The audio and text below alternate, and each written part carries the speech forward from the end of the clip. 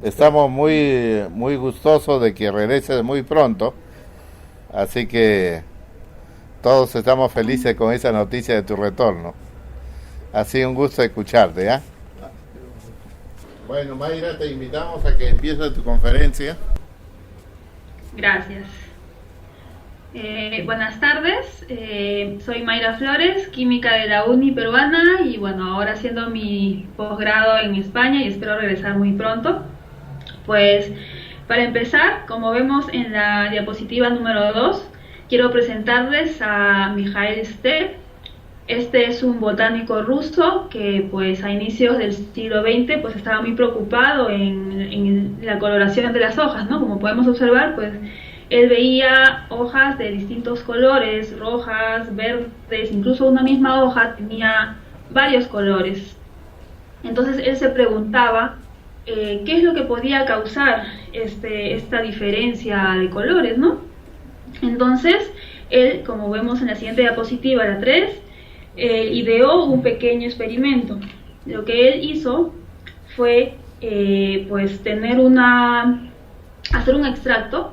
Simplemente agarró unas plantas, él eligió unas plantas de color verde y las puso pues una noche en éter de petróleo, un solvente. Luego él al día siguiente observó que ese éter de petróleo se había puesto verde, entonces él dijo, bueno, hemos extraído algo en este solvente. ¿Qué tal si lo pasamos por una columna de vidrio y en esta columna de vidrio vamos a llenarla de carbonato de calcio, que comúnmente nosotros conocemos como la tiza? Y se dio cuenta, bueno, aparte de abajo puso algodón para permitir que el éter de petróleo pudiera salir a través de la columna por la punta inferior, pero que se quedara el carbonato de calcio. Entonces, él descubrió, como vemos en la siguiente diapositiva, la 4, que ese extracto de pronto ha producido pues unas coloraciones distintas. Vemos diferentes capas de diferentes colores naranjas, ¿no? Diferentes tonalidades. Entonces se dio cuenta que había realmente separado algo. Entonces, bueno, él siguió echando más éter de petróleo y se dio cuenta, bueno, como ya hemos visto, ¿no? Ahora sabemos que cada una de esas fracciones, como vemos en la diapositiva siguiente, las 5, pues pertenecen a los carotenos, las clorofilas, las xantofilas, ¿no? Entonces, él había hecho una primera separación de unos pigmentos. Esto lo publicó por primera vez en un congreso en 1901. Entonces, ¿pero qué es lo que realmente hizo este botánico Mikhail Stepp? Pues, como vemos en la siguiente diapositiva, la 6, lo que él hizo, como repito, dejó unas hojas en un extracto de éter de petróleo, obtuvo ese extracto que lo aplicó sobre esta fase estacionaria que habíamos dicho que era carbonato de calcio. Actualmente la fase estacionaria puede ser sólida o también puede ser líquida, ¿no? Pero en este primer experimento fue una fase estacionaria sólida. Y bueno, en lugar de algodón ahora se usa pues un tapón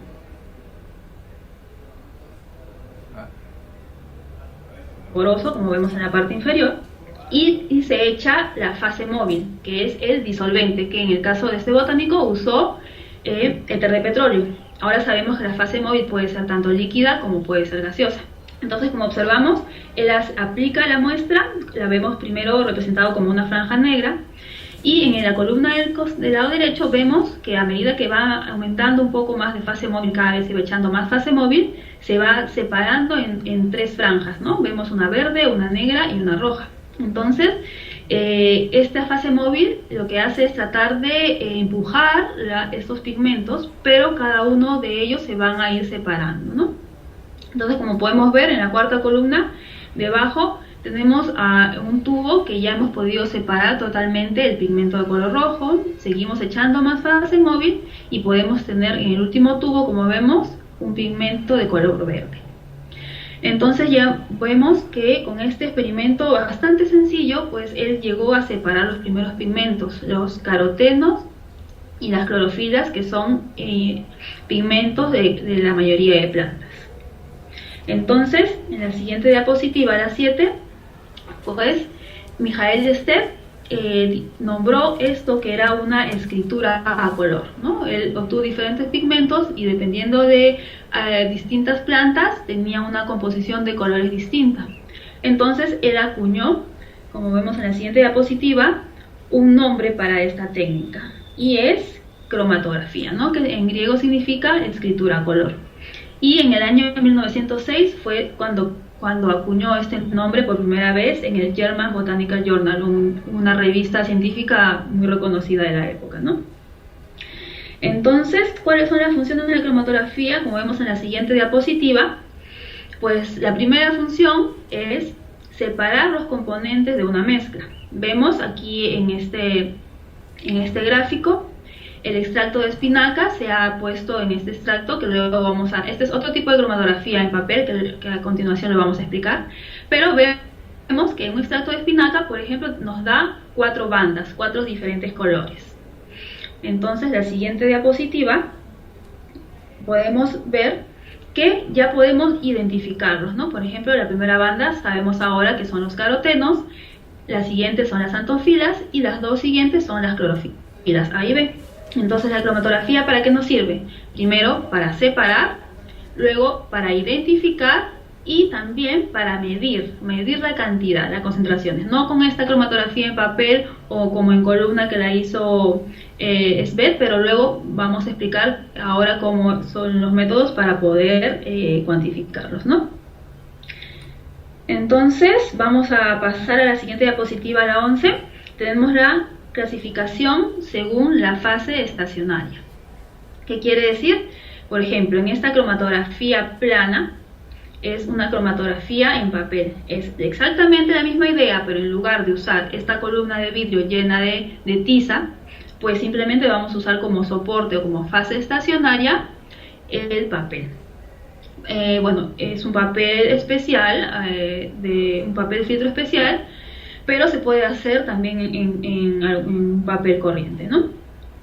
La siguiente diapositiva podemos ver que también hay una cromatografía plana que se llama de capa fina.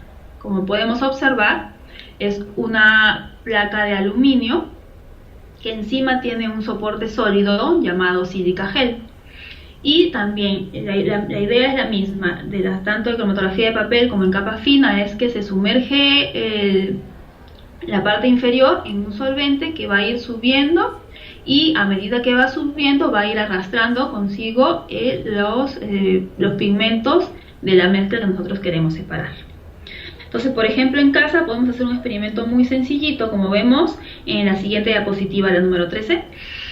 Podemos ver, por ejemplo, podemos comprar el papel filtro de laboratorio, el más simple, y si no, podemos hacerlo simplemente con el papel toalla de la casa, el papel de cocina, ¿no? Entonces vamos a cortar un rectángulo y en la parte inferior hacemos una línea a 2 centímetros del borde.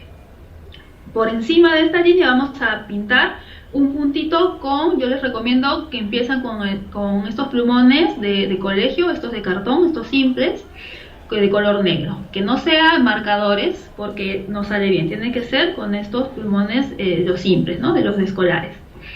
Y a su costado pueden ponerlos,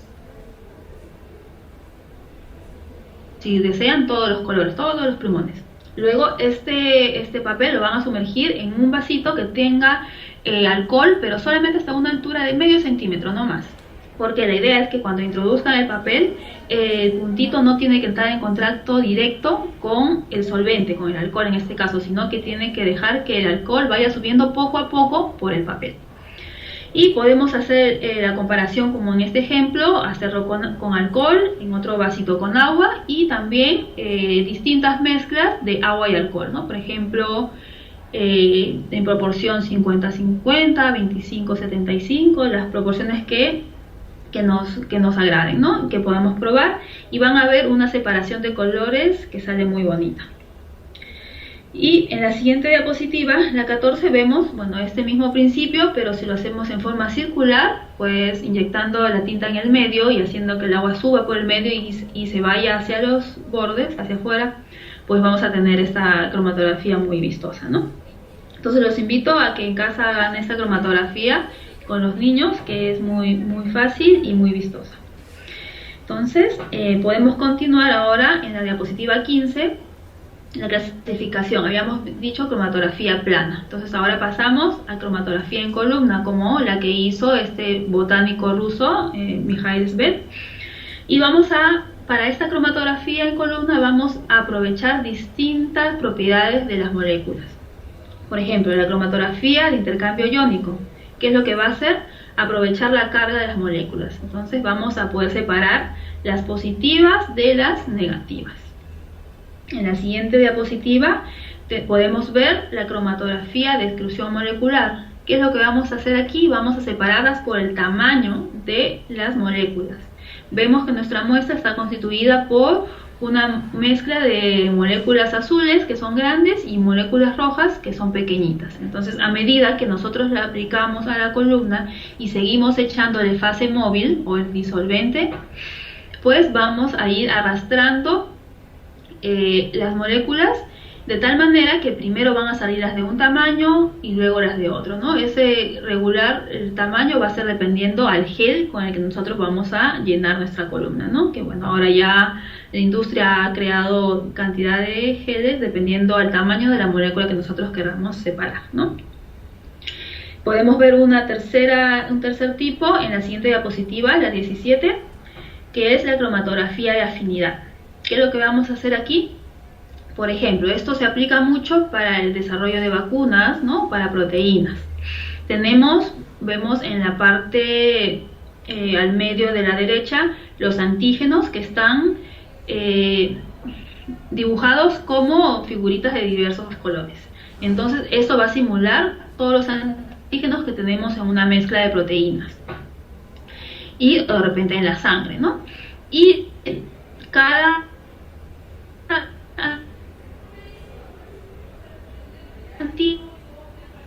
el antígeno amarillo, lo que vamos a hacer es buscar un anticuerpo que le dé solamente a este antígeno que yo quiero separar. Entonces, ¿qué es lo que yo hago? En mi columna voy a llenar de un soporte que tenga este anticuerpo, ¿no? Entonces mi fase estacionaria va a tener un anticuerpo que solamente va a permitir que cuando yo aplique mi muestra por la parte de arriba, solamente salgan que salgan todas las demás moléculas y solamente se queda retenida en la columna la molécula que yo quiero. Luego se hace un pequeño lavado para que salgan otras moléculas que se hayan quedado por allí y solamente se queda retenida la que yo quiero. Luego echamos algún solvente competitivo que haga soltar este anticuerpo que yo he querido, que está representado como amarillo, y finalmente pues yo voy a obtener solamente este antígeno puro, de tal manera que esta es una forma como purificar, y probablemente esto pueda ser una vacuna o pueda usarlo para una placa de lisa, para desarrollar un método de inmunoafinidad y varias aplicaciones, ¿no? Entonces esta es otro tipo de cromatografía de afinidad. Ahora pasamos, estos métodos son como se llaman preparativos, es como una fase intermedia para luego, en este caso, aplicarlo pues a una vacuna o para algún test de diagnóstico, ¿no? Entonces pasamos a la siguiente diapositiva, la 18, y ahora vemos la cromatografía en columna también, pero ya no es una columna ni de vidrio ni transparente, sino es una columna de acero, y es muy pequeña, puede ir entre 5 y 20 centímetros. Es una cromatografía de líquidos, pero estas ya son las de alta resolución, las más modernas actualmente, ¿no? Y la diferencia es que estas columnas se trabajan a altísima presión, entre 400 y 600 atmósferas, o sea, muchísima presión. También podemos ver en la siguiente diapositiva, la 19, en el lado derecho, la cromatografía de gases. Entonces lo que vemos aquí es la columna. Esta columna, a diferencia de la de líquidos, es larguísima, es muy larga, puede medir entre 30, 60 o 100 metros. Por eso que viene enrollada, como vemos ahí, ese es el horno del cromatógrafo, y la columna está enrollada. Y pues es casi capilar, es muy delgadita, tendrá un diámetro pues de 1 milímetro más o menos. es una columna muy larga. Entonces, cromatografía de gases, porque la fase móvil con la que vamos a arrastrar las moléculas va a ser gases, o cromatografía de líquidos, porque la fase móvil con la que vamos a arrastrar las moléculas va a ser un líquido. Entonces, en la siguiente diapositiva, en la número 20, podemos ver cómo se ve un cromatógrafo actual, ¿no? La torre del medio, que tiene las botellas encima, es propiamente dicho el cromatógrafo de gases. Este es un cromatógrafo líquido. Esto es un cromatógrafo líquido de alta presión, ¿no? Conocido como UHPLC o HPLC.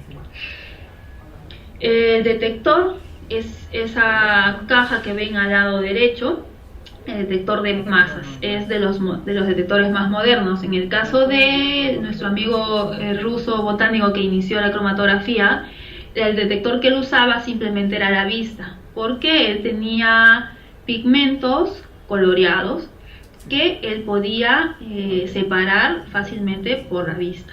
Pero ahora la mayoría de sustancias que queremos separar no tienen coloración. Entonces necesitamos ya de la tecnología y un detector que sea nuestros ojos, ¿no? Puede ser los detectores de ultravioleta o puede ser de fluorescencia. En este caso es un detector de masas, que es de los detectores universales, los que están ahora a la moda, por decirlo así, ¿no? Y bueno, ya imaginarán que pues todo este aparato tan complicado pues se tiene que manejar a través de una computadora, ¿no? El controlador va a ser en este caso una computadora. Entonces, en la siguiente diapositiva, la 21, podemos observar pues este es un pantallazo de lo que yo recibo en la computadora. En el medio, esa serie de picos, ese dibujo, es lo que llamamos un cromatograma. Entonces, este cromatograma, por ejemplo, esto es de la investigación que estoy haciendo ahora, estoy separando 24 toxinas. Entonces, si las cuentan, pues son 24 picos. Y lo que yo voy a hacer es identificarlos, bueno, primero separarlos, identificarlos, y también ahora puedo cuantificarlos, es decir, puedo decir la concentración que hay en la muestra que yo estoy midiendo. Porque, como ven, toda la serie de iconos que tiene este programa,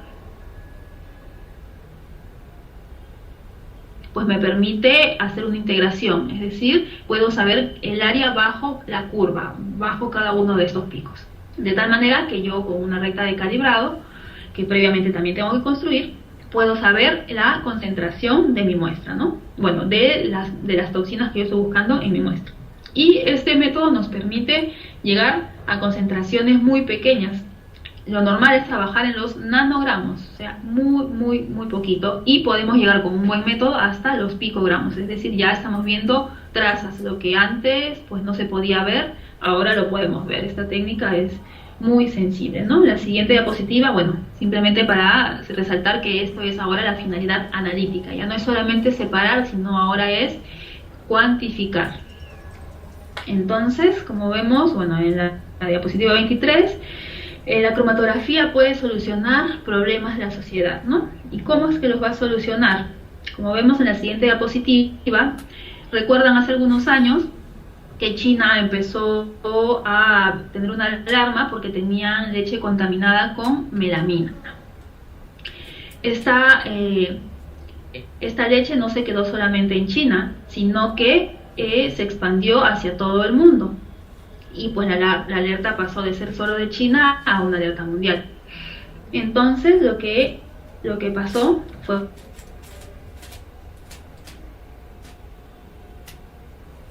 como vemos en la siguiente diapositiva, pues se desarrollaron diversos métodos para poder analizar la melamina en muestras de leche, ¿no? Este método específico es para leche en polvo, pero como esta leche en polvo se hicieron para leche evaporada, leche fresca y todos los tipos de leche, ¿no? Y como pueden leer ahí en este título, pues bueno, se hizo por cromatografía de gases y por espectrometría de masas, ¿no? Y bueno, esto que les estoy mostrando es del Journal of Chromatography A, que es la revista científica más leída, de más impacto en todos los que queremos hacer, los que hacemos cromatografía, pues soñamos con publicar en esta revista, ¿no? Es el top de las revistas en lo que es cromatografía. Luego en la diapositiva siguiente, la 26, también hubo una alarma sobre pesticidas en alimentos para niños, para bebés, de la marca Nestlé. Se encontraron que 3 tipos de los productos de Nestlé contenían pesticidas, ¿no? Entonces, ¿qué se hizo? Como se ve en la siguiente diapositiva, también se desarrolló métodos para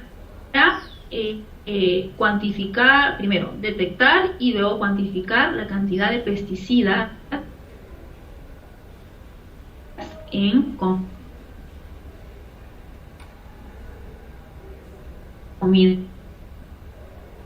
sensibles a las pesticidas, y su comida debería estar mucho más controlada, ¿no? Luego en la siguiente diapositiva, la 28, tenemos el caso, no sé si lo recuerdan, de Lance Armstrong, esta máquina que es máquina deportiva, ¿no? Que ganó 7 Tours de Francia. Es un ciclista, para los entendidos o los fanáticos del ciclismo, pues el Tour de Francia es algo así como la Copa Mundial, ¿no?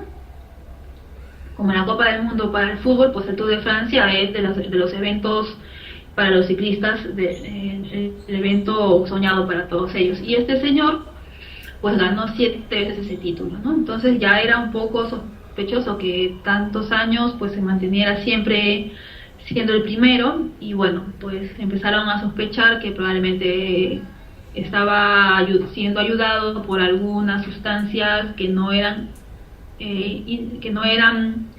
del todo ilícitas. Entonces, ¿qué se hizo? Pues se desarrolló como vemos en la siguiente diapositiva, se desarrolló un método para poder investigar, medir o buscar drogas que estimulen el sistema nervioso central en plasma humano. O sea, se le pedía una muestra de sangre, y este método es capaz de cuantificar o buscar en trazas de droga, o sea, casi nada, nanogramos, picogramos. Este método también se podían hacer por ejemplo, este señor por algún motivo se negaba a dar un poco de sangre, pues como vemos en la siguiente diapositiva, también se desarrollaron métodos para drogas en cabello humano. Entonces, pues si no nos daba sangre o nos daba orina, o si no cabello, pero por algún lado, pues había que agarrar a este señor para ver si realmente consumía alguna sustancia que no estuviera aprobada, ¿no? Entonces, seguimos con la siguiente diapositiva. También se encontraron plaguicidas prohibidos en el río Bogotá, ¿no? Probablemente las primeras alarmas o la primera alerta habrá sido que quizás algunos pececillos empiezan a flotar de una manera un poco extraña, o la vida pues alrededor empieza a morir, ¿no? O simplemente en algún chequeo rutinario de las aguas, pues se necesita algún tipo de análisis para poder ver la composición o si tiene plaguicidas, ¿no? Y como vemos en la siguiente diapositiva, necesitamos, bueno, monitorizar las aguas del río, ¿no? En cuestión de pesticidas, y pues la cromatografía, en este caso es una cromatografía líquida, nos ayuda también para ver pesticidas en aguas del río, ¿no? O sea, luego, como vemos en la siguiente diapositiva, tenemos también el café. Estamos en la industria ya alimentaria, ¿no? Y el café no solamente para saber si que tenga algún contaminante, sino también, como vemos a estos jóvenes en el lado derecho, están haciéndole un test de calidad, no solo de sabor, sino también de olor. Esto se hace pues en los concursos o cuando se lanza un producto nuevo al mercado, necesitan saber a qué huele, ¿no? Pero ya no es suficiente con ser objetivos, ¿no? Entonces, de paredes también se han desarrollado métodos de mejor un olor que a otras, como vemos en la siguiente diapositiva 34, para tener un perfil del aroma del café comercial, ¿no? Entonces, pues pasamos un poco de café bueno, se prepara la muestra previamente, se pasa por el equipo y sale pues la composición del aroma del café. Entonces salen exactamente las moléculas que contienen y que producen este aroma, ¿no? Podemos pasar a la siguiente diapositiva, la 35. que también en la industria cosmética, tenemos los shampoos, las cremas para el sol, los bloqueadores solares, las cremas para el cuerpo, las cremas antiarrugas, en fin, todas las cremas que nos podamos imaginar y que la industria cosmética nos vende. Tenemos en la siguiente diapositiva 36, vemos que también se han desarrollado métodos para poder controlar pues los componentes que tienen estos productos, ¿no? Estos métodos sirven tanto para la industria, para saber si están haciendo bien las cosas, como para las autoridades puedan vigilar que realmente se está vendiendo lo que se dice. Aunque bueno, ahí tendríamos muchas cosas que discutir, pero bueno, ahora solamente vamos a decir que bueno, que hay métodos para saber los componentes que tienen estos productos, ¿no? Podemos pasar a la siguiente diapositiva. Por ejemplo, sabemos muchas veces la medicina tradicional, la medicina que ciertos productos, algunas plantas, algunos hongos tienen algún tipo de propiedades, ¿no? En este caso, a este hongo, la Ganoderma lucidum, se le atribuye actividad antitumoral.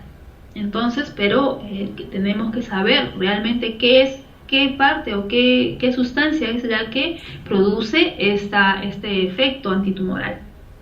Primero se sospecha, ¿no? Porque de repente pues alguna persona empieza a tomar un preparado de este hongo y empieza a disminuir los síntomas, ¿no? O el tumor disminuye. Entonces se empieza a investigar, ¿no? Entonces se hace un extracto probablemente parecido como al primero que hizo el biólogo que inició toda la cromatografía. Y como vemos en la siguiente diapositiva, pues ya ahora se sospecha que el ácido ganodérico que contiene este hongo es el posible responsable de la actividad antitumoral que se le atribuye a este hongo, ¿no? Entonces se hace estudios para saber su farmacocinética, es decir, primero, si es que realmente tiene o no actividad antitumoral. Y segundo, cuando el paciente toma este ácido, cómo es que se distribuye, si llega a riñón, si al estómago, al hígado, o por dónde se excreta, si por las heces, por la orina, cuánto tiempo permanece en el cuerpo, porque hay medicamentos que entran muy rápido y salen muy rápido, o quizás algunos que entran y salen muy muy lento. Entonces todo ese tipo de estudios se tienen que hacer, y la cromatografía pues les da una herramienta que es poder identificar y separar, identificar y cuantificar sobre todo, ¿no? O sea, saber cuánto hay en cada parte, en cada órgano que nosotros querramos estudiar. Entonces, como estamos observando, pues la cromatografía se aplica en muchísimas áreas, ¿no? Y hemos visto varias de ellas. Incluso también pues la cromatografía está en todos lados, ¿no? Como en la diapositiva 39 o 40, pues también hemos salido en CSI Miami. Okay, yo te lo pongo.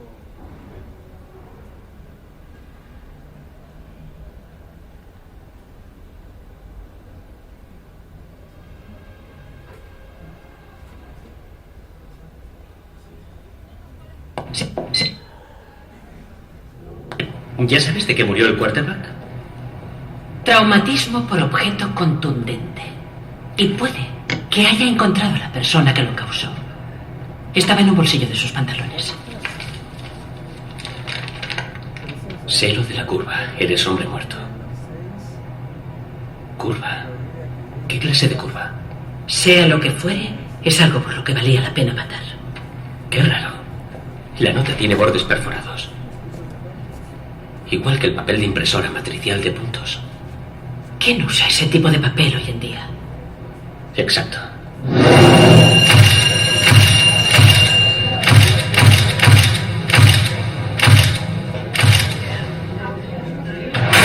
Yo no le escribí ninguna nota a Patrick. ¿Me han molestado para esto? Pues sí, porque la escribiste hace 15 años. No pueden demostrarlo. El papel era el primer indicativo. Marca obsoleta, ligeramente amarillento, pero la tinta que usaste nos ha dicho el resto. Extrajimos la tinta de la nota, Kevin.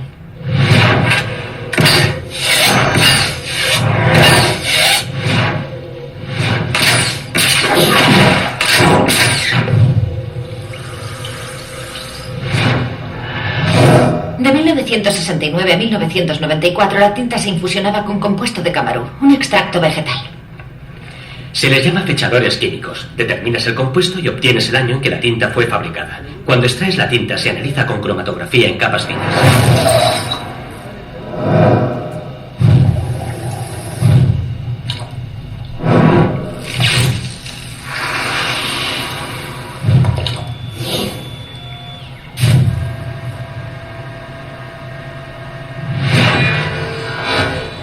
Los fechadores reaccionan a la luz ultravioleta.